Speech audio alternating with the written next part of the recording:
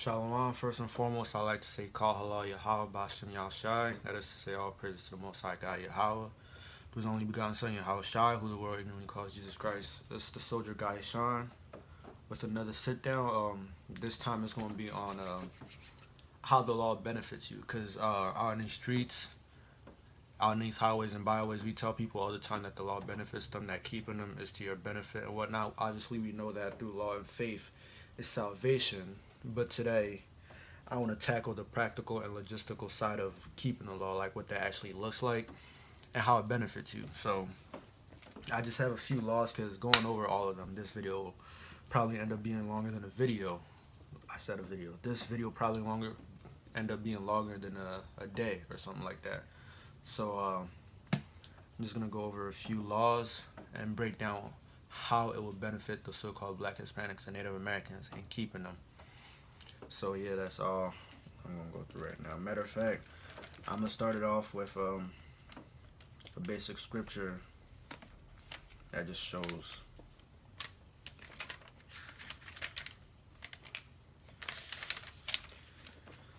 This is the book of Deuteronomy, chapter 4, verse 5.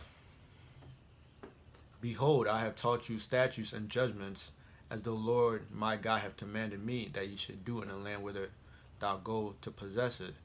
Keep therefore and do them, for this is your wisdom and understanding in the sight of the nations, which shall hear all these statutes, and say, surely this great nation is a wise and understanding people. So right off the bat, we see Moses telling the Israelites that once you start to keep the laws, statutes, commandments, how like great they are, people will start to revere you for keeping them. They'll be like, oh man, their law makes sense, their government makes sense, how nobody's poor in their kingdom makes sense, how everybody has something to survive off makes sense.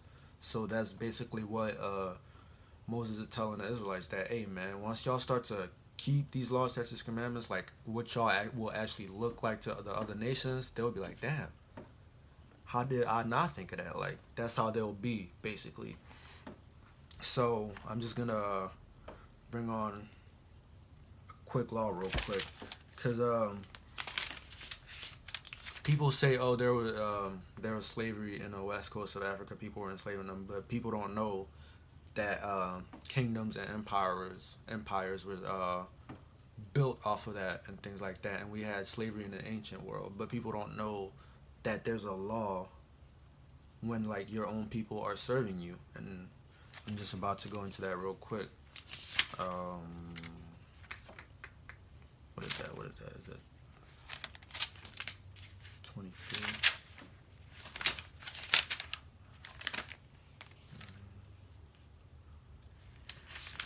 Nah, that's 23.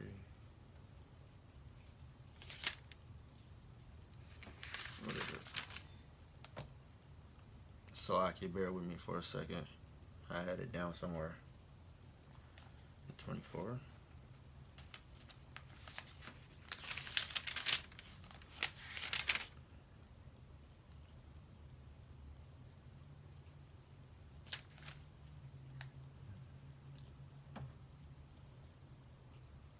Right.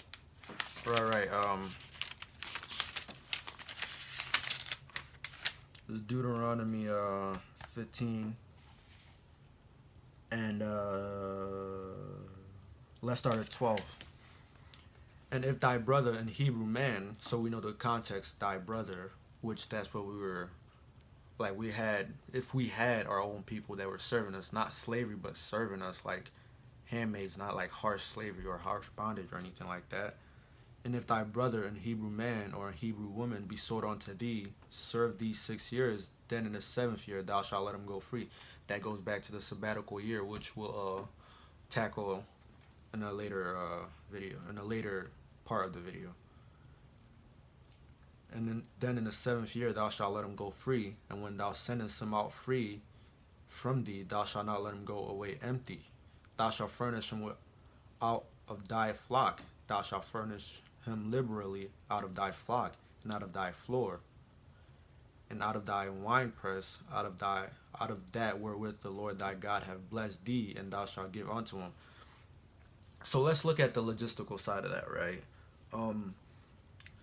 Matter of fact, let's give an example of what that would look like. When Jacob in Genesis went to go serve Laban, after he served him, he was given flock, he was given handmaids and maid servants. He was given maid servants and people, basically servants. He was given servants and flocks and possessions. So when he left Laban, he basically had a lot to leave with. So that goes into when your brother doesn't have anything and he comes to serve you and he's helping you build your empire up. Now, after he helped build your empire up, you're not just supposed to let him go without him having to do anything, because he basically helped build your empire up. Without him, it would have took you a lot longer or not at all to build your empire. So when he leaves, you're supposed to set him up so that he can live on himself, because he helped set you up. It's only right that you do it to him. So let's look at the practical side of it. Like, how would that look if we did it now? So let's say I started a business. Like, I got blueprints. I started a business. I just need manpower to help grow that business. Like, people to help manage different tasks so that we can help grow each other. So we could help grow faster, right? So let's just say, for example, a brother that that I'm in a camp will help me build my business up to a point where it's like it's booming now. I'm doing good. I can live. I can survive off. I can take care of multiple people, and I have basically I'm financially stable, right? So now when if he says, "Oh man, I want to go start my own thing now," I'm not supposed to just let him go, and like without nothing, where he has to go and start from scratch. I gotta, you mean, come out of my pocket a little bit, hand him something so that when he goes, he's basically like set to start his own business. So if so-called Black, Native Americans, and Hispanic did that now, man, we will be wealthy. You know how many people made it out the hood with the help of other people and then don't look back once they made it out the hood? Like rappers, for example, your people help you, like they promoting your CDs, they helping you do all that, and once you make it, you just leave them out. Nah, man. What if he helped promote your CDs and now he want to be a rapper? Now that you a rapper and you solidify, you're supposed to use your connections and help him do something too. That's the type of mindset basically that this law is stating. Once he helped establish you, you got to in turn help establish him. If we did this as a nation, nobody will be able to come over us. And that's another thing too. The so-called Jewish man does this. He recycles his money. You won't see him spending money outside of his own people unless he really has to. But our people, we just go wherever or spend money wherever, not knowing that you could recycle your own people. You could help build them up, and then in turn they'll help you come up. But we don't know how to do that. It's just it's just one. That's just one law that if we did, the benefits would be astronomical. That's just one law, and there's 612 more. Imagine if we kept. I don't know. Not maybe you don't have to keep all of them, but just imagine if you just kept that one law alone. Financially, you'd be set. You'd be set as a people. You know how much money the so-called Black, Hispanics, and Native Americans spend.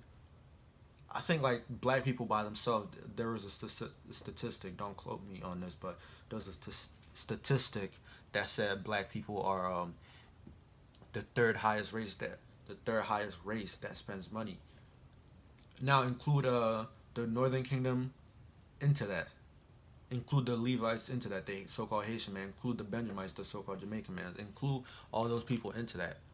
You wouldn't need any other nation to survive off if you just follow that one law. If you help build your own brother up and he in turn helps you come up, you won't need any other nation. That's why people don't teach the law. That's why the other nations, you can't go to the other nations and expect them to teach you the law, because they know that once you learn the law, you won't need them. So they have you dependent on them.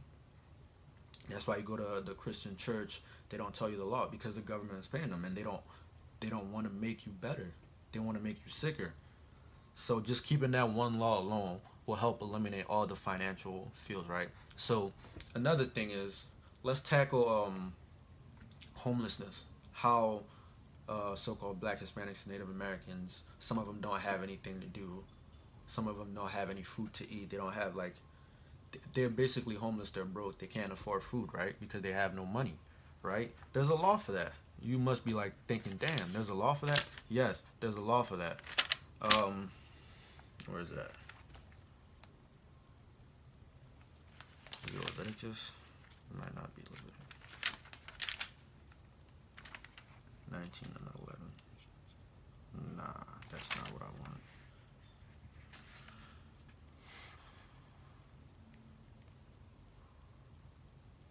You shall not mar the corners. Let me Google that.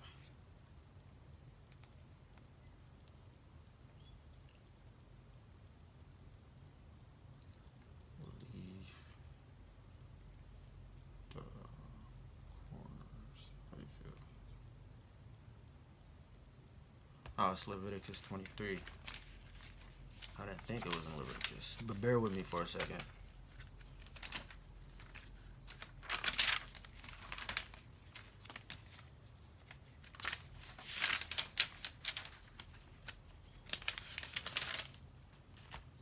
Damn, what? 22. Oh, I had it highlighted too.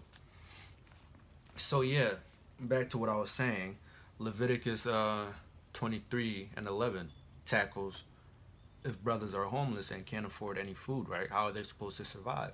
Well, the law is so perfect that the Most High thought of it. This is the book of Leviticus chapter 23, verse 22. And when you reap the harvest of your land, thou shalt not make clear riddance of the corners of thy field when thou reapest, neither shalt thou gather any gleaming of the harvest. Thou shalt leave them unto the poor and to the stranger. I am the Lord your God. So anybody that is broke in Israel, or anybody that can't afford to buy it when we're in our land, we're gonna have to leave those parts of our land, or our farmers, those of us that have land and those of us that have plants and things of that nature, right? We're gonna have to leave some parts of it for those of us that don't, just so everybody can help everybody along. You mean? So like, once you have something, you share with your brother that doesn't have it. Basically, how I went over this. If somebody asks you for a coat, if somebody asks you for a shirt, give them your coat and things of that nature, right? So that we're all taken care of. So the law is perfect in its nature, man. Everybody gets taken care of. Things like that, if we just followed it, like say I was a farmer, right? And there was homeless people just walking by. They don't have any food, or they live around my farm. They don't have any food to survive off. They're hungry and whatnot. When I'm farming, or once I'm harvesting my crop, I'm supposed to leave a part of something for them, so that they can survive off of. That way, everybody survive. And that's just one. That's just another law too. These are just like, people think the laws are like oh, so holy, so I can't keep the law. They're so spiritual and whatnot. Yes, they're spiritual, but there's practical applications for it. Like, it's something you physically have to do, and something you're physically able to do. Like something like this, for example, you're physically able to leave a part of your farm for the homeless or for the poor. You can do something like that. So when people say, "Oh, I can't keep the law," more than likely they haven't taken a look at the law to say that they can't keep it. It's that simple. What else? Oh yeah, let's get to like an important law that can be broken down so many times. Right, and that afflict our people a lot. So this is Leviticus 19 and 17, right? Thou shalt not hate thy brother in thy heart. Thou shalt not in any wise rebuke thy neighbor and suffer sin upon him. Thou shalt not avenge nor bear any grudge against the children of thy people, and thou shalt love thy neighbor as thyself. I am the Lord. I am the Lord. So the Most High God said, "Hey, man, whatever you would do to yourself, do to like your neighbor or to your brother. If you wouldn't do anything to yourself, like if you got something positive planned for you, oh man, I got a business plan. I got a business plan for this, man. I'm gonna do this. I'm gonna take this step. If you would do that for yourself, that's what you're supposed to do for your brother also, man. Like, if you're planning to build yourself up and you see your brother, he can't. Once you build yourself up, build him up, because there could come a time when once he's built up, you're falling down. He could help build you up even more. That's how it is. You're supposed to love your brother as yourself. So the practical aspect of that is helping build each other up. Iron sharpen iron, right? That's what the scripture says. So once you love each other, you keep building each other up, man. You don't just let each other fall down. So that's one breakdown of it, or that's like a personal, not a personal, but that's one understanding of it. What else do I want to go into? Right. I had false dealings too.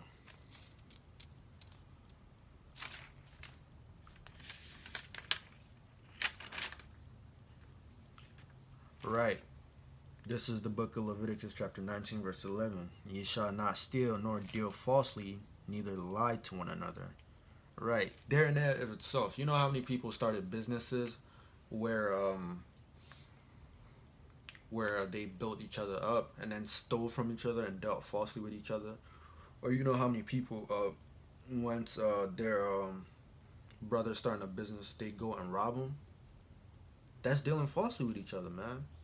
You're not supposed to do that. Just keeping that one law would change like our whole demeanor about each other, because we're all, and that pertains and that goes back to the curses in Deuteronomy, how we're wicked toward each other. Because we're wicked toward each other, we deal falsely with each other. But if we don't, that just eliminates one curse right there, and we could get out of here sooner. But people are dealing falsely with each other, man. Neither lie one another, and you shall not swear by it. Verse 13, I'm going to jump down to verse 13. You shall not defraud thy neighbor, neither rob him. The wages of him that is hired shall not abide with thee all night until the morning. So that goes into how people, this society anyway, Western civilization, waits until the end of the week. I don't know how other countries do it, but America, you have to wait until the end of the week or 2 weeks out, or some people even a month, to get paid. Once a man works that day, you're supposed to pay him that day because you don't know what he needs. So things of that nature is just like, it's just bringing our society down that way. We have more poor people. We have people that have to wait until the end of the month to pay rent. And some people are just so cruel that they won't let you wait until the end of the month, man. But that's how this demonic civilization is, man. So people got to understand that the laws aren't so scary that you can't keep them. That's Christianity talking out of you, man. Christianity teaches you that you can't keep the law, when in reality the law are blueprints as to how people would live. So when you understand that, the law is step-by-step things to do, how your duties to your fellow man, your sacrifices and things of that nature, and how to treat family, how to treat brothers, how to treat even heathens, how to treat heathens, right? So that's how you got to understand what the law is. You can't just go into it saying, oh, I can't keep the law. You got to understand what it is first. And once you understand what it is first, you realize that it's practical. It's things that it's practical. It's things that you can carry out throughout your daily life, right? So going back to the sabbatical year, what verse is that? I have an article pulled up, right? This is actually something farmers practice, letting the land rest on the 7th year. That's actually something that farmers practice that is practical, right?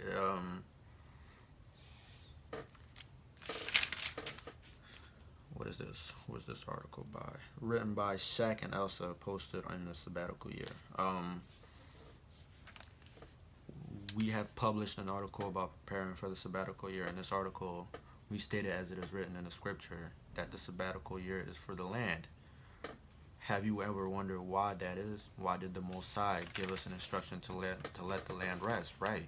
And a good friend of ours, Joseph Dunman, recently published an excellent blah blah blah in viewing coming to sabbatical year, and though it has only been a couple months, we're seeing results. Exactly. So though it's only been a couple of months of letting the year rest, they're already seeing the land become healthier. That's what they're seeing. So once you start to keep the laws, you start to see the benefits of it, like not eating shrimp. Once you start to not eat shrimp, you'll see that you're actually healthier. Same goes with pork. Once you start to not eat pork, you see, hey man, I'm feeling healthier. I got a lot more energy. I can move around more, you know.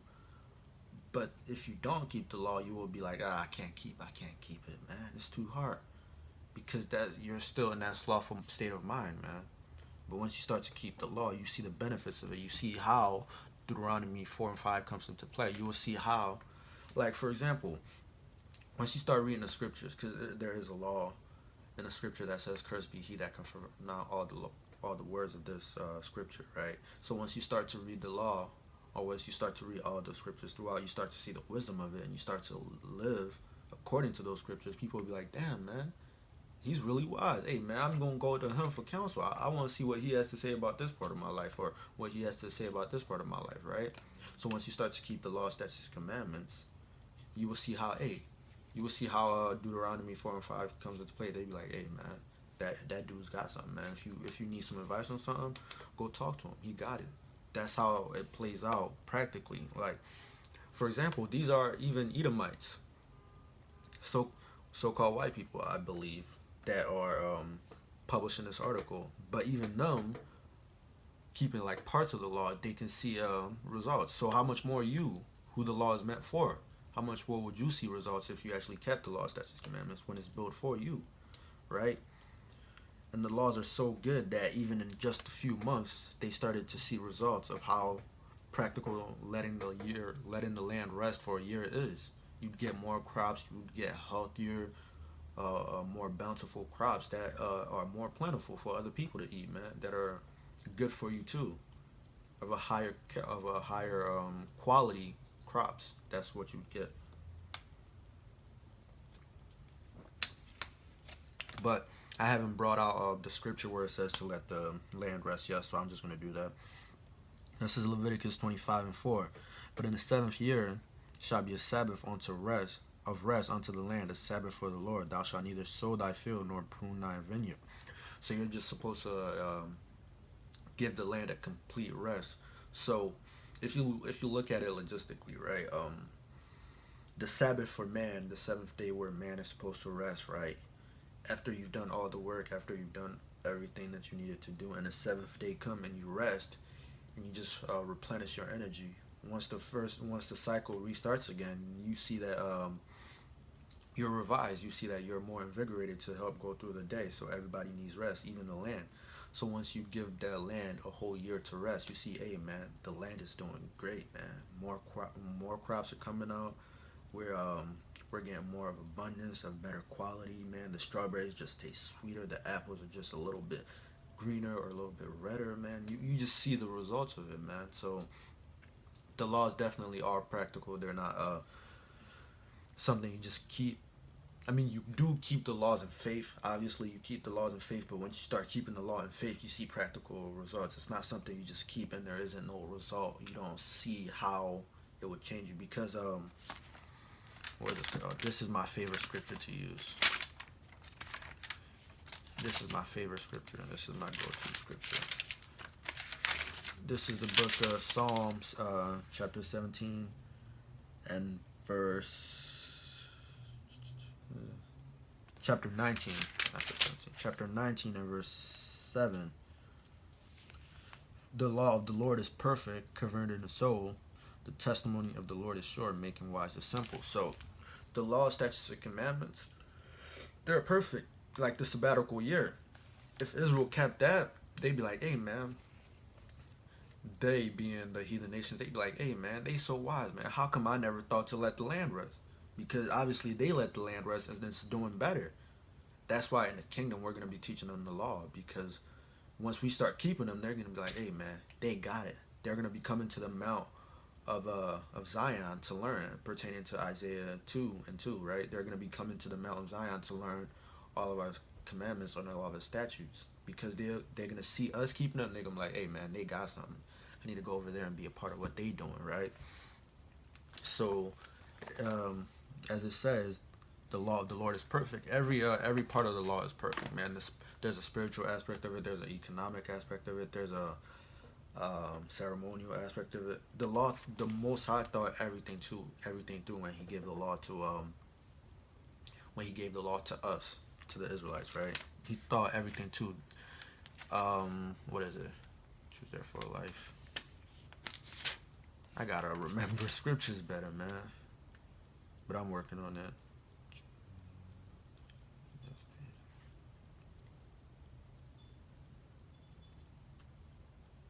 Right. So, as it says in Deuteronomy, right? The Most High, the law is perfect in every way, right? So, let's get that. Because the Most High thought everything through.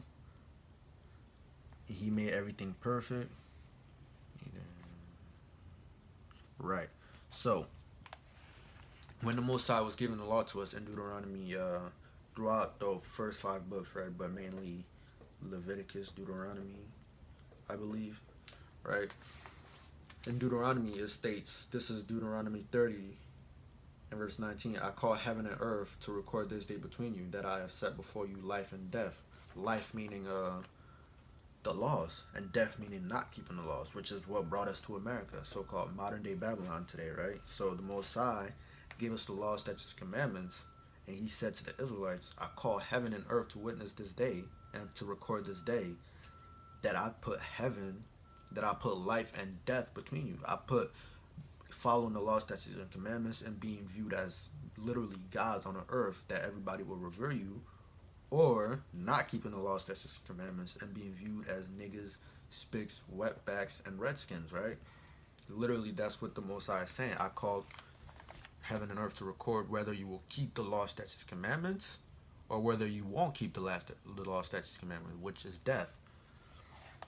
That I have set before you life and death, blessing and cursing. Blessing meaning keeping the law, statutes, commandments, or not, as pertaining to Deuteronomy 28. 1 through 15 is the blessings, and 16 through 68 is the curses, right?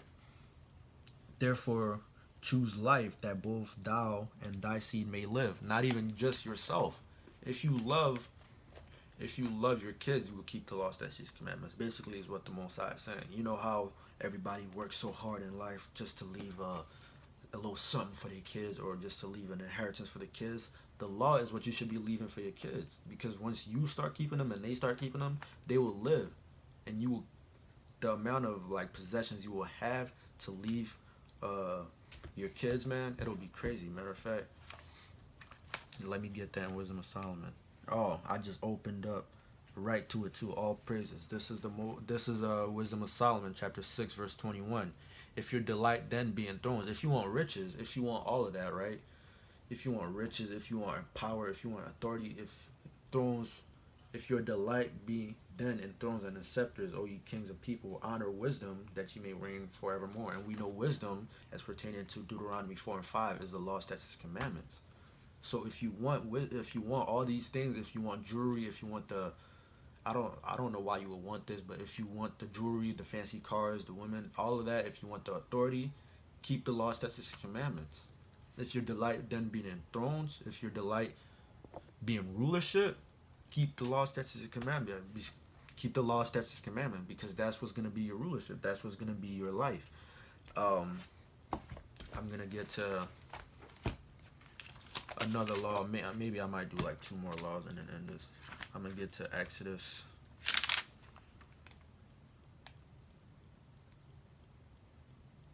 Right, I'm gonna get to Exodus 22 and 25. Right, this is the book of Exodus, chapter 22, verse 25. If thou lend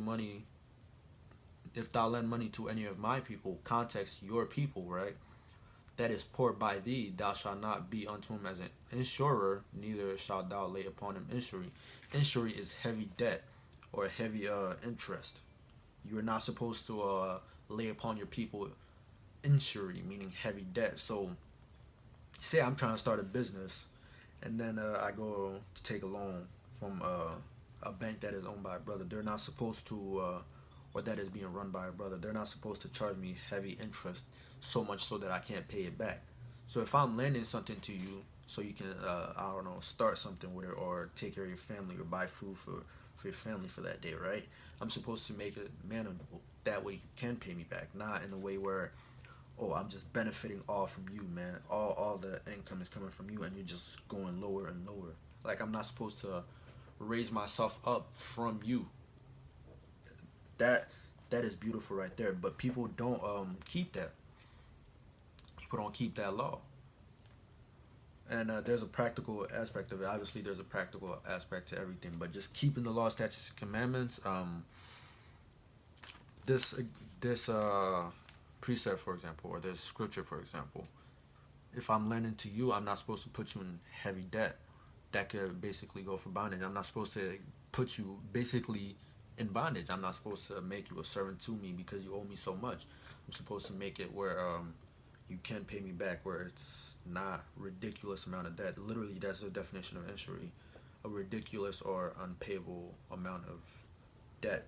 That's what injury is. What else do I want to go over? I went over that. What else do I want to? I had a list of scriptures too.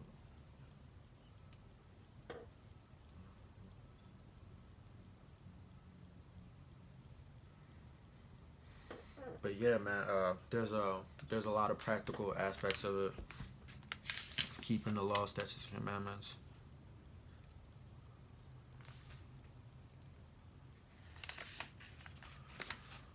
Once you start keeping the law, statutes, and commandments, you see they start to convert you into a better man, like the scripture says. Right. This is the this is what I actually wanted to do, and it was in I was looking for it this whole time, but it was in Leviticus 19 and 16. Thou shalt not go up and down as a talebearer among thy people, neither shalt thou stand against the blood of thy neighbor. I am the Lord. So imagine how many problems, how many beefs would be squashed if people just stopped snitching, or people just stop gossiping about each other. Like, a lot of people wouldn't have died. A lot of people would still be alive if we just kept that law. So there's a practical, again, there's a practical aspect of it. I know y'all probably sick and tired of me saying the word practical, but there's a practical aspect of the law, man. Once you start keeping it, you see the logistics of it and how it works. Like, how the Most High is so brilliant. He designed it that from the outside you won't get what you're looking at, but once you start keeping the law, statutes, and commandments, you would see how it's designed to, like, make you live. Like, it's a betterment program, basically. Like, say you're a drug addict and you go into a rehabilitation program. It's a step by step program as to how to get you rehabilitated and on your way to having a good and productive life, basically. And the law is to rehabilitate us from sin, but it's also practical. Like, I brought out, I don't know, like 4 or 5 laws showing how practical the whole law, keeping the whole 613 commandments is. And people will see that number and they get bugged out. They think, oh, it's too much. But once you start looking into the logistics of it and you start looking into the actual laws, you see that if you're pertaining to if you're a man or a woman, some of those laws don't even have nothing to do with you. And some of those laws are just like, you keep some of those laws on a regular anyway. Like, you run into people that don't eat pork. We run into people that don't eat shrimp. But they're the same people that say, oh, I can't keep the law. Well, something, you're keeping some of it already, and the rest aren't that much harder to keep. Like, wearing fringes isn't hard to keep. You wear clothes already, so why not just put fringes on the clothes? It's not like you have to change your wardrobe or anything. You just have to put fringes on it and make sure the materials are 100%. It's not that hard. We have people in Israel that can make 100% fabric that can make you fringes. And again, you're putting money into their pocket, and they're going to put money back into your pocket when you start your business. So it's a whole cycle. Once you start keeping the laws, you see how beneficial and how much of a better person you will be by keeping these laws, statutes, commandments. So I hope this video has been edifying through the Spirit, man. And I hope, if you're a Christian or if you're a so-called Black, Hispanic, and Native American, I hope when people tell you to keep the laws, you don't get all scared or bugged out, because the laws are like physical things that you keep. They're not just spiritual laws. They're not just when people say religious, they're not just religious laws. They're like our culture. They're our way of life. So when we say laws, it's basically culture. So if you are a so-called Black, Hispanic, Native American watching this and you don't know you're an Israelite, you are. And if you run into one of those camps telling you, if you run into any camps telling you to keep the law, statutes, commandments, know that they're just telling you to come back to your culture, because that's what it is. That's how we were living before we got taken into slavery. That's how we were living before we got conquered. And I hope, again, that this video has been informative to you and that you learned something from it. And shalom.